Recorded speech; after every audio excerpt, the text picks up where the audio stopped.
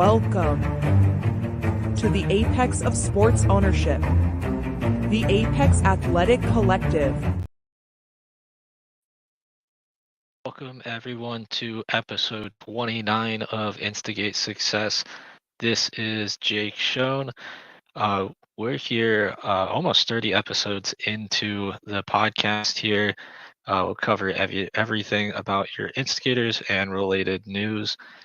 Thank you again for supporting us and joining us every Friday here on Patreon. So let's jump right into it. We had another matchup against the Indiana Legends this past week. On Sunday, we were able to pull off a victory. Final score 140 to 135. That game was very close throughout the whole entire matchup. Um, that was one of the best games to watch as a fan throughout the season so far. I had the honor to call that game and host it here through the stream on Patreon with the help of some of our other guys here, including Ronan, who's been running the camera live at the games throughout the season. He's done an amazing job at that. He's also been running the score comments the past few weeks since our coach took over. That's Coach Frosty, aka Corey Kern, his legal name, has done an amazing job since taking over. This is another victory, his second game that he's led the Instigators to victory. Both of those were against the Indiana Legends. That first matchup, I believe, was a 20-point victory, if I remember correctly. So this one was a lot tighter matchup between these two in-state teams. And for those of you that caught the game, the Instigators started off strong, and we were up in the first quarter. And then about halfway through, towards the end of the first quarter, the Legends wound up taking over the lead. And the Legends held on to the lead for pretty much the whole game from the end of the first throughout the fourth. And then right around a few minutes to go in the fourth, the Instigators grouped together. They had some key timeouts called by Coach Frosty, and kind of regrouped the team. They were down by double digits in the fourth, and they pulled off a really nice comeback. And eventually, they took the lead back under a minute, and they were able to come out with a very tough victory. It was one of the best showings I think that the team has had throughout the season as far as like an overall team identity. You could see like throughout the season, we've had a couple of games where things, especially in the third quarter, for whatever reason, that seems to be the one quarter every single game that the Instigators struggle with.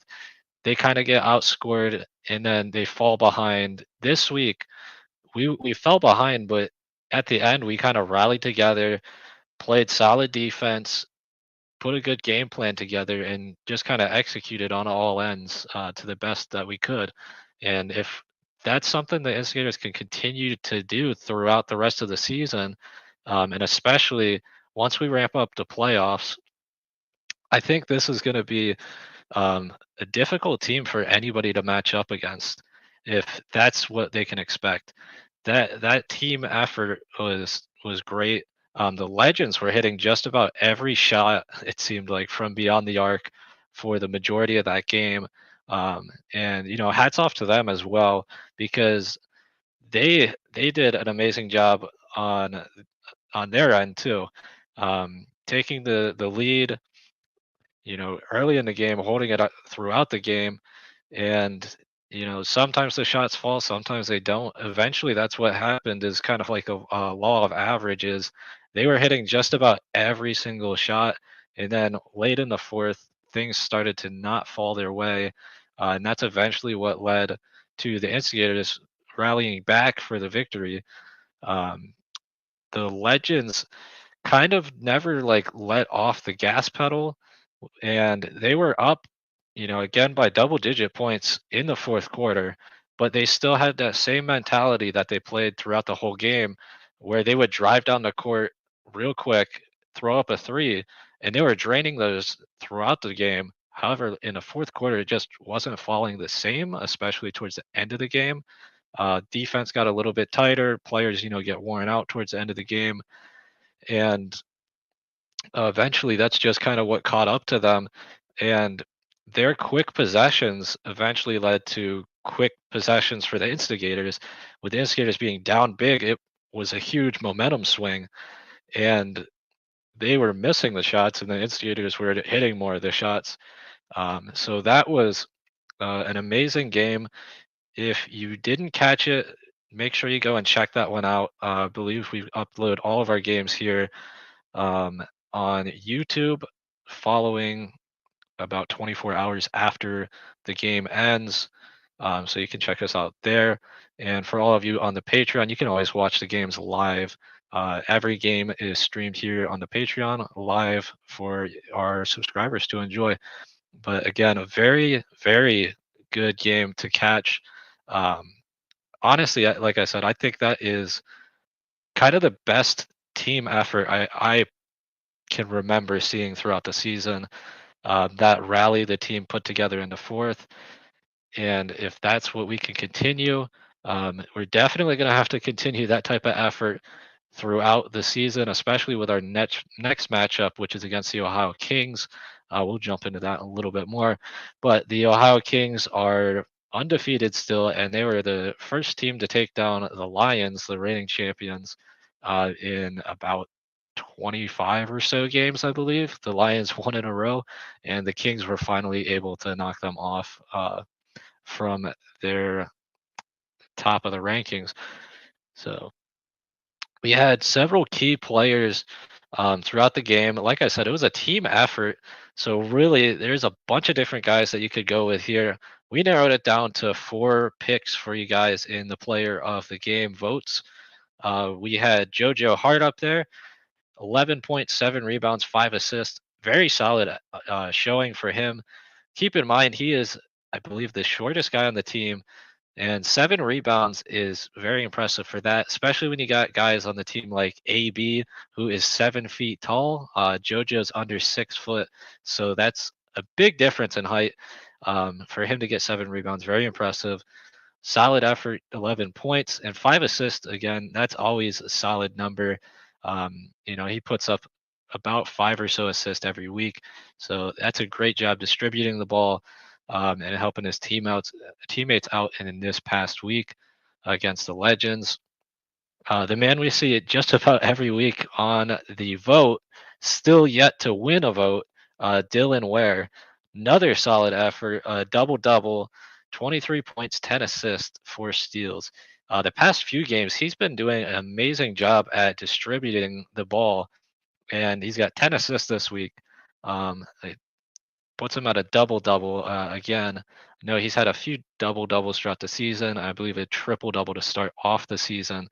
Um, but one of these times he's gotta win the player of the game vote. I know there's been a couple of weeks where it's been very close, and you could go one way or another, kind of flip a coin. But it seems like every time he's been on the wrong end of that vote. But again, we leave it up to the fans here to vote every week. So we put it in your hands, and you know the fans ultimately have the best say as far as who is the true player of the game. Another solid effort though for Dylan. I'm sure by the end of the season he will have one of our player of the games, and if not, we might, he kind of deserves one even if he doesn't get one. Again, another guy who's on the vote every single week, Alex Brown, Mr. 7 foot himself, AB, 17 rebounds with that height, 28 points, and 3 blocks. So a double double for him as well. A little bit higher on the points and definitely a ton of rebounds as always. I believe he was, I don't know if he still is, because we had that one game where we weren't able to fully record stats against the Lions. If you guys joined us, that game we lost our camera signal in the second quarter. So from the second till maybe a minute into the third, we lost signal, so we couldn't get a true stat count in that game. But he was at the top of the leaderboard for the whole entire ABA for rebounds. I'm pretty sure he is still up there um, right now at the top or towards the top. And as always, you can kind of expect like 20-ish points from him and 15 to 20-ish rebounds. And if you joined us last week here on Instigate Success, he was on here as a guest for pretty much a whole episode. And I asked him a question. We've had the picks in the fan controlled app for a while now. And this was the first time we asked players, we asked both him and Aubrey Patterson what they would have as their prop bet for the week. The number he gave me was 25 points, and he did not disappoint. If you put all your coins on that, he hit that. He went over 25 points with 28 points.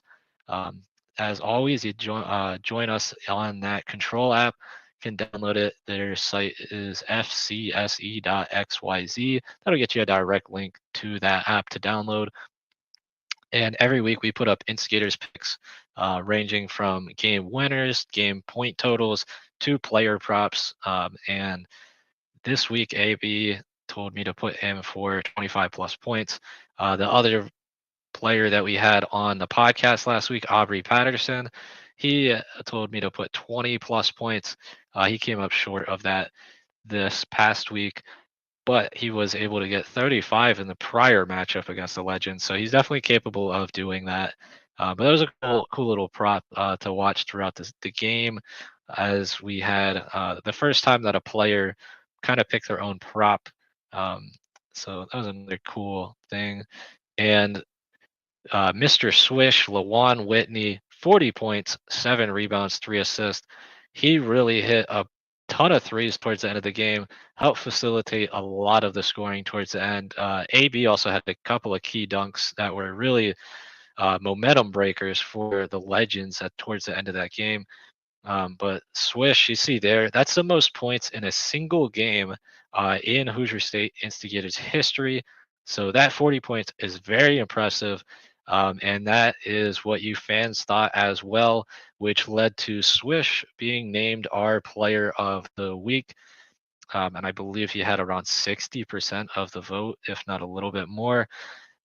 So congratulations to Swish. Huge accomplishment there. He is in the record books as it stands, most points in a single game in Instigators history. That 40 points is going to be a pretty big mark. That's going to be pretty difficult for one of our guys to kind of take that down. And he honestly could probably break that himself one of these weeks coming up. He's kind of the guy, like, when he's hot, he's hot. Like, he'll hit just about every single shot. I think he had 9 3-pointers in this past game, if my memory is correct. I think he was 9 of 13. So that's a very impressive number. I mean, you could even say like Steph Curry-esque. Nine 3-pointers in a single game is a rather impressive statistic. 4 points total. Just short of a double double, but 7 rebounds again for a guard. That's impressive. 3 assists as well, and 40 points. So that's the real key factor there. He had a lot of key 3-pointers towards the end of the game when the Legends were hitting every three. He drove down the court and kind of matched it point for point throughout the game, and that's really what helped keep the Instigators in this game the past week, and ultimately led to their victory. So congratulations to Swish. Definitely earned this one for player of the game. I believe that's his first player of the game in this season. So that's another big stat for him there. And kind of surprising because both him and Dylan, they've had several big games throughout the season. Entering the week, neither one had a player of the week, but this matches, this will put Swish in the history books as a player of the week. Dylan still is chasing for that first one. And congratulations again. Thank you to the fans for voting on that. We got a little bit of an update. If you didn't see our post, we posted about this. That January 14th matchup that was scheduled against the Nashville Aces, which was supposed to take place in the Clinton CRC. We announced that that game was called off, and we were waiting to give you guys an update as far as what was happening with that. After talking with the league, the teams, um, ultimately it was awarded as a win to the Instigators and an Aces forfeit.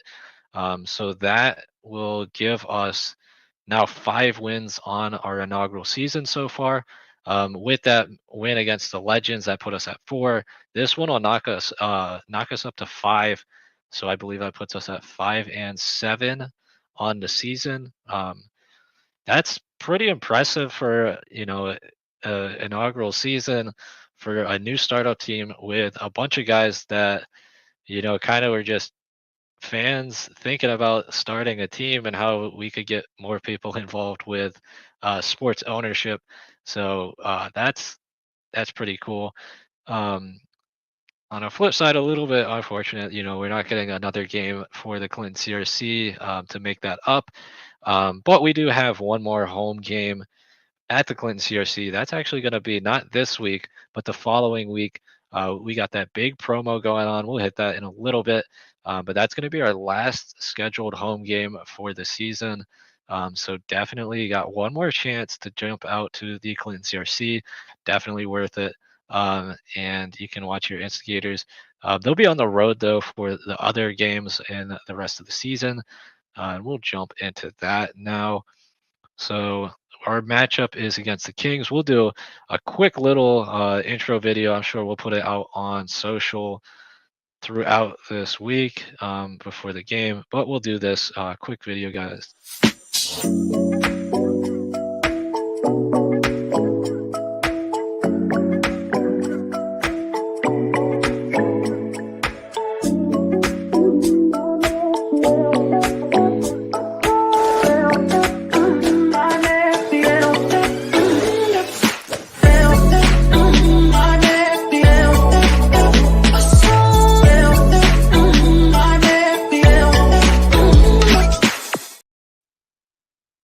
I've got some screenshots from the key points in that matchup. We're playing the Ohio Kings again. Alluded to that at the beginning of the show. Ohio Kings are a very, very solid team. Arguably one of, if not the best teams currently in the ABA. I know power rankings go back and forth. A lot of times teams kind of put up the power rankings themselves, and then the ABA kind of like repost it. And that's the rankings that everybody goes by.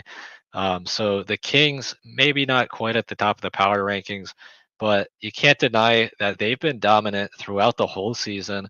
They're still undefeated at 9-0. And you look at that average points per game, that's an amazing feat right there. Over 160 points a game. I think that with the points allowed being 112, that's almost like almost a 50-point margin. It's a little bit less, but very impressive. So they're not just winning the games, they're winning the games by a lot. And we saw that the first time these two teams matched up. That game was December 30th. Final score 176-124 in favor of the Kings. And that was our first game that we had our interim coach, Corey Kern, aka Frosty, as those who may know him by. But that was his first matchup. So I think we'll be a lot closer this week. And if you look on the season, actually, kind of a cool little side fact right here. We're 2-2 in games played with Frosty since taking over as a coach. And if you throw in that forfeit, he's technically at 3-2 on the season as a head coach. That's with no prior experience being a professional basketball coach. This is his first adventure in that. So you look at our record now, we're at 5-7. Again, officially that's gonna make Frosty at 3-2 as a head coach. That's a very impressive feat. Just kind of wanted to shout that out because that That's very impressive. I mean, I'm one of the co-owners with him. I know him from the fan controlled football, both of us being MVFs for our respective teams in season V1.0. And I know he's definitely got what it takes to be, the head coach. He makes great calls in uh, the FCF when we were doing that. So no surprise, but you know, just awesome to see him be able to take the team and do what he has so far. And like last week, really those timeouts that he called were very vital in the comeback. So I think we'll be a lot closer this week. The one thing though that we do have to keep an eye on is the Kings have Cam Mitchell, number 6 right there. We've got the matchup right there, screenshot right from that video. He is an insane scorer. Really, I mean that guy has so many points in every single game. I think he had over 50 points, if I remember correctly, in that first matchup between the two teams. He's averaging over 40 points a game. Just he's really the key for that team and hasn't really been able to be shut down in any of their matchups so far throughout the season. His brother is also on the team as well. So there's a good chemistry with him and a couple of guys in the rest of the team as well. But that is pretty much the key factor. We're going to have to keep an eye on number 6 for the Kings. Cam Mitchell really has balled out throughout the whole season. And if somehow we're able to stop him, I think that's going to be a tougher matchup than people expect, and definitely a lot tighter than our first matchup between the two teams. And that guy right there, the player of the week for the past game, Swish, he's going to have to be a key factor. He's definitely going to have to score a bunch of points, hit a bunch of threes. If he can match that 40 points that he had this past week, that's definitely going to be helpful. But we'll definitely need a full team effort, everybody all around to put everything in.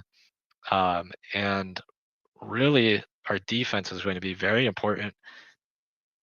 If you look at that points, that 160, that's crazy. That's a ton of points. They've had games over 200 points.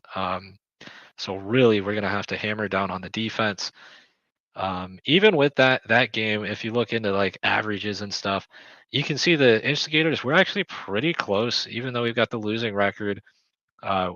Just about 120 to 124 is the average points for and points against. If you take that game out of the equation, though, we're actually averaging more points per game than points allowed per game, even with a losing record. Um, so really, that's kind of been the outlier in the statistics. And I think we'll try to right the ship this week. Um, but as always, it's going to be a great matchup. Join us here Sunday. Believe the game is 3 p.m. We're going to be live streaming that on Patreon. We'll definitely put some posts out to let you guys know the exact time. And when I say 3 p.m., I think that's 3 p.m. Eastern. I know sometimes like there's the time zone differences, especially with the state of Indiana. I have learned that there's different time zones throughout the state. So that's something to keep an eye on. But we'll post that. I believe it's 3 p.m. Eastern. It's in Cincinnati at the home venue of the Ohio Kings. So that's going to be a great matchup. Definitely a high scoring matchup.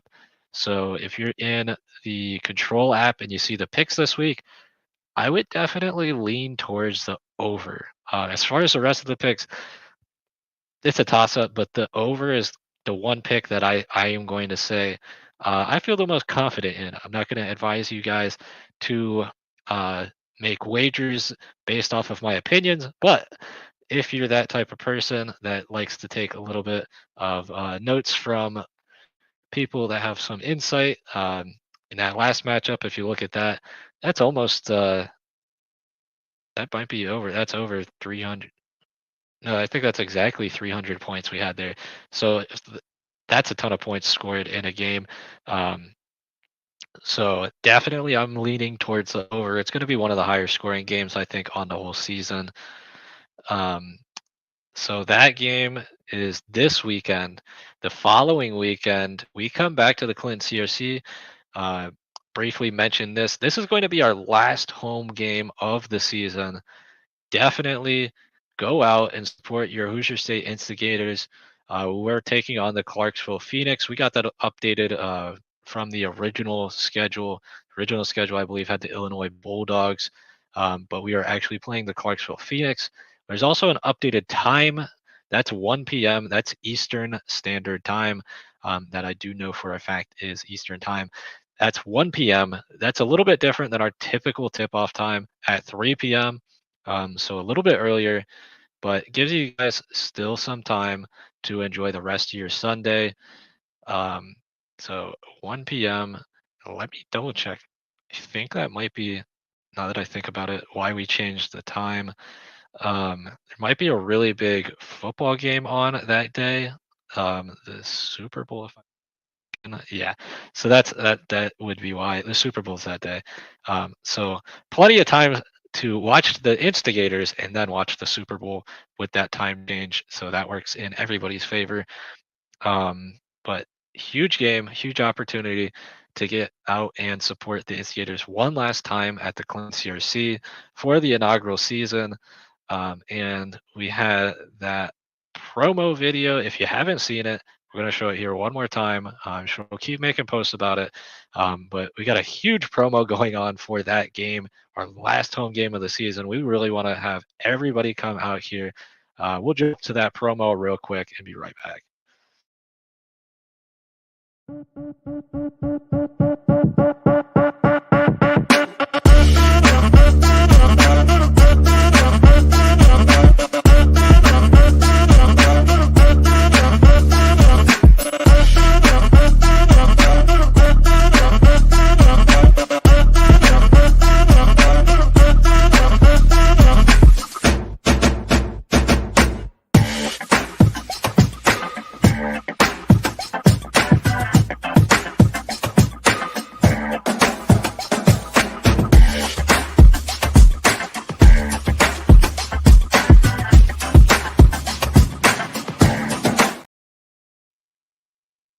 Yeah, so big opportunity for everybody.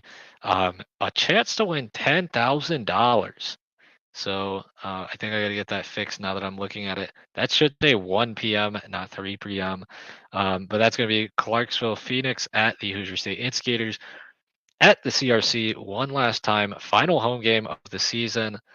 Um, get your tickets in advance. Highly recommend to do that. If you're planning on going to the game, that'll get you an additional raffle entry. If you buy your ticket at the door, you get one raffle entry online prior to the game. You'll get two raffle entries. So that's one additional raffle entry. And you want as many raffle entries as you can get. Our season ticket holders will get 5 raffle entries. We want to thank them for their loyal support. So they get a few extra raffle entries. And anybody wanting additional raffle entries can get additional raffle entries at our concessions when they're at the venue for $2 a piece.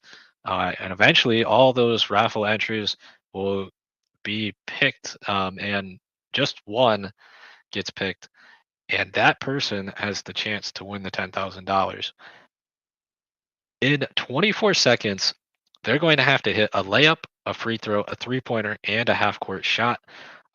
Definitely, it's one of those things where it sounds challenging. It has been done before, so it's not impossible, but it's definitely a difficult task to pull off. But it's $10,000. I mean, that's a huge sum of cash for anybody, and we would love to see one of our fans to walk out of the venue for the last home game with $10,000. That would be amazing.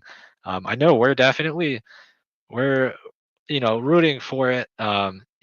It'd make a great story for an Instigators fan to kind of remember the season. Everybody can have a chance at $10,000, but if somebody can do that and pull it off, it would be amazing. Just a reminder, there are a little bit of restrictions. Really, there's not. Basically, it just can't be players. So if you're in the stands and you're 18 plus, you're an adult, you're eligible for this game to win $10,000. Pretty much just can't be a player. So everybody else has a chance at $10,000. Get your raffle entries, buy your tickets online to get that additional one for free. Again, season ticket holders, we want to thank you with the additional raffle entries. But you could still grab some at the door and at concessions if you aren't able to get them ahead of time. Still a week out though, so if you got to make any travel plans, still got a little bit of time. Join us for the final home game of the Hoosier State Instigators inaugural season at the Clinton CRC, February 11th. I believe that's going to be 1 p.m. I'll get that updated Eastern time against the Clarksville Phoenix. Will be a great matchup, a great game, and really looking forward to seeing the whole entire crowd show up and show out for that matchup. So another chance again to win $10,000. That's definitely an opportunity you don't want to pass up on. So again, final home game of the season, February 11th. We still got a couple more games after that. So we got the Kings this week. We got the Phoenix the 11th. And then we wrap up the season with 2 more away games. We'll play the Louisville Pros, and then we'll finish the season against the Lions. Always a great matchup when we play the Lions.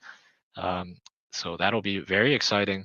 And with our season on the line, we'll jump back to that record. So we're 5-7 right now. I mentioned we got this game against the Kings. It's going to be a very difficult game.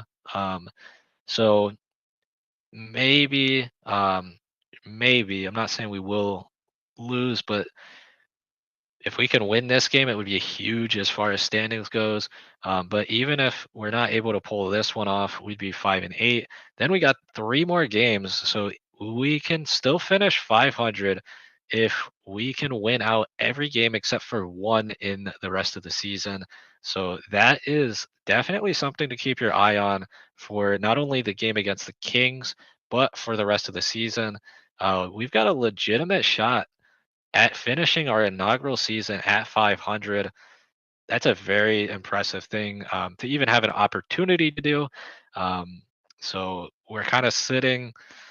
We kind of have our own playing. We have our own playing field in front of us. Just knock out what's in front of us, and we can actually be over 500 if we're able to pull off a win in every week. And if we happen to drop one of those games, we'll be 500 on the season. So that's pretty cool and exciting to look forward to. And I mentioned Frosty with that game being canceled and a forfeit. That puts him at 3-2 actually. So I believe, yeah, he would be the first coach in Instigators history with a winning record. So he's for the games he's coached and we physically played 2-2.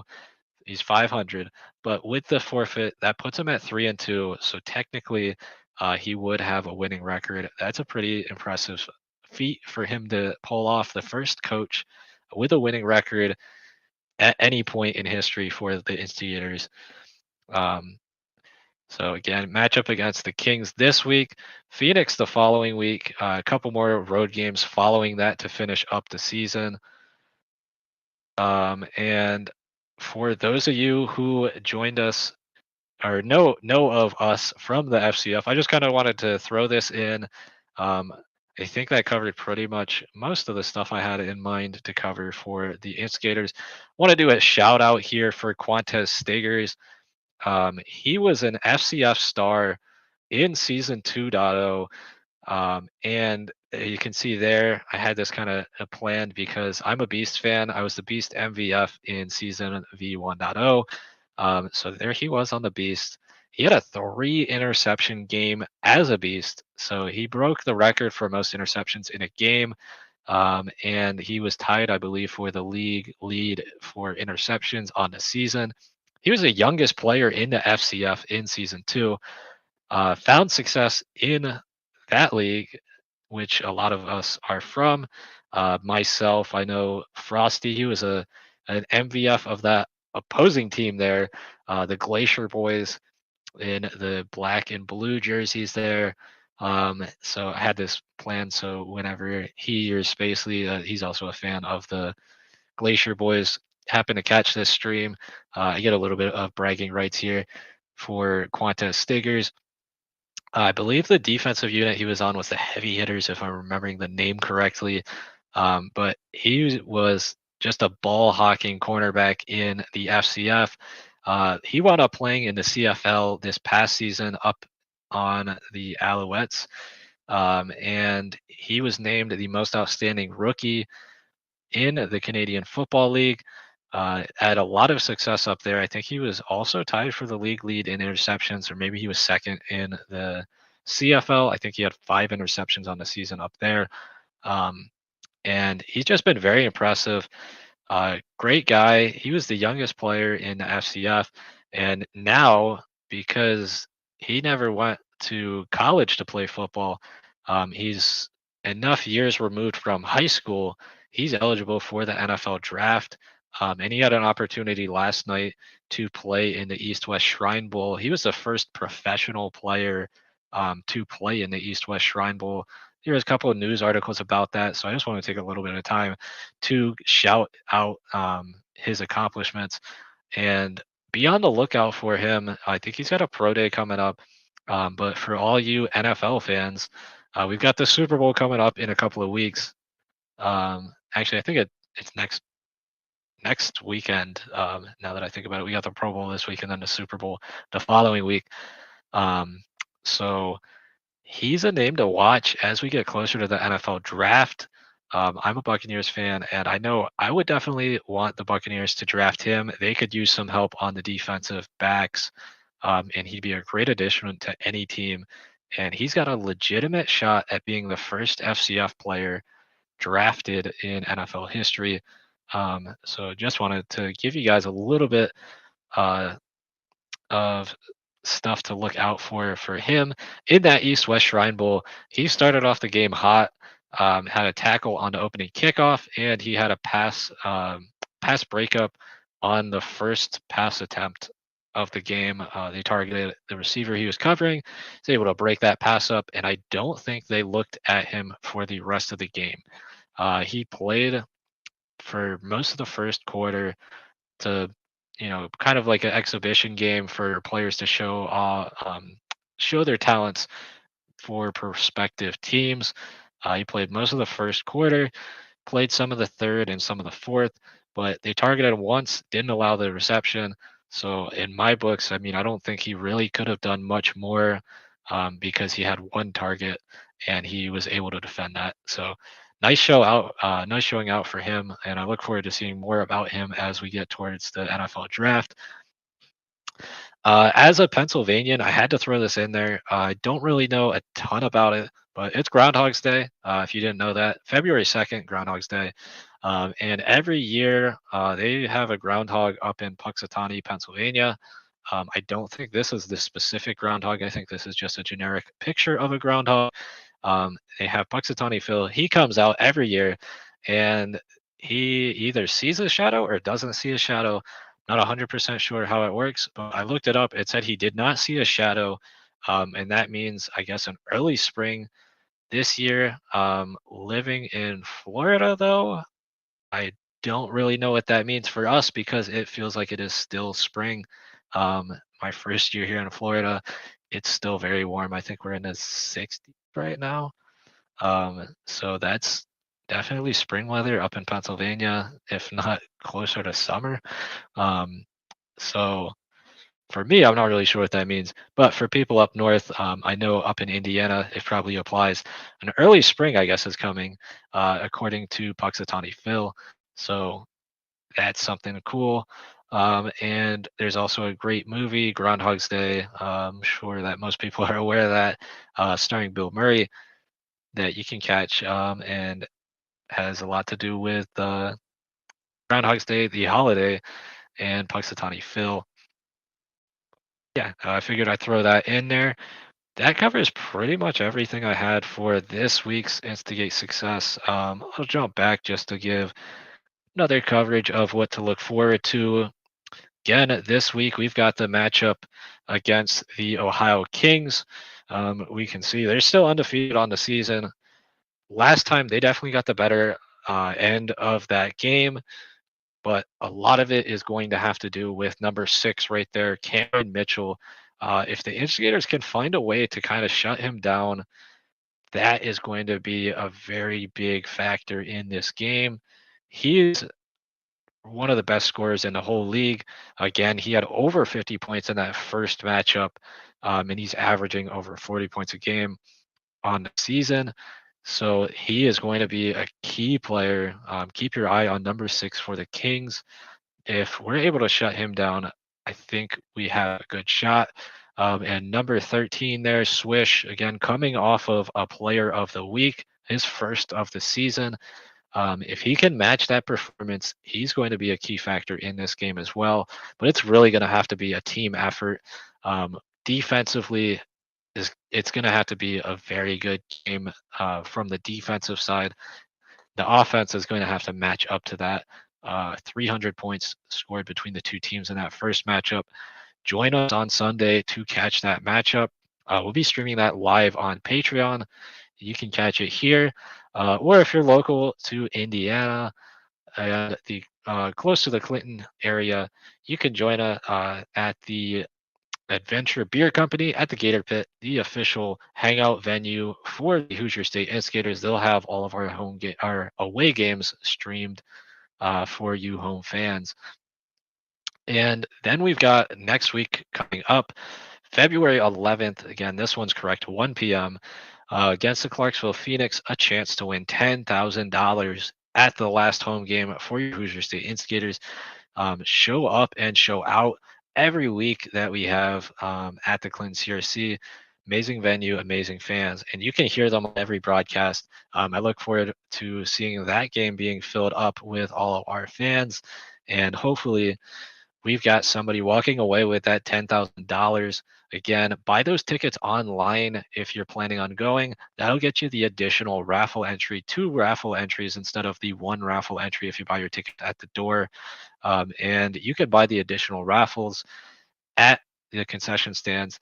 In the end, one person has one shot in 24 seconds. Not one shot literally, but like one shot figuratively. They'll have to make multiple shots. Those shots will have to be a layup, a free throw, a 3-pointer, a half court shot.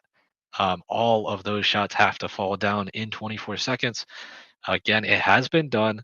It's definitely not an easy task, but it has been done to win $10,000. Huge opportunity on the line for all of the Instigator fans.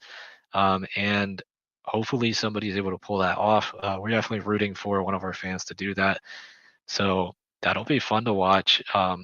In addition to that game, again, that's our final home game of our inaugural season that we have scheduled. So we want to fill that crowd up at the Clinton CRC. And we're really looking forward to that matchup against the Clarksville Phoenix. And just a few more games after that. And those are all on the road. So we'll finish out the season against the Pros and the Lions. That'll be our final game is the Lions on the 25th. So we're in February now. As far as our schedule goes for regular season, by the end of February, that'll be the end of our scheduled regular season. Again, we're looking at 5-7 currently. If we can win a couple more games, we have a shot at being 500 on the season. And if we're able to win out, we can actually finish the season above 500. We'll get you guys updated as far as playoff implications and standings as we keep going. But one key thing to know is if we're able to finish in the top 3 of our division, I believe I found out we would have a bye in that first round of the playoffs.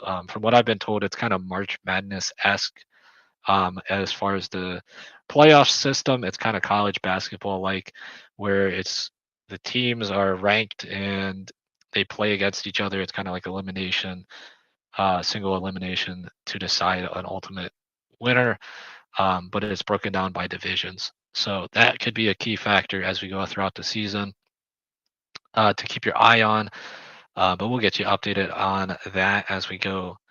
Again, this week, 3 p.m., I believe, and Eastern.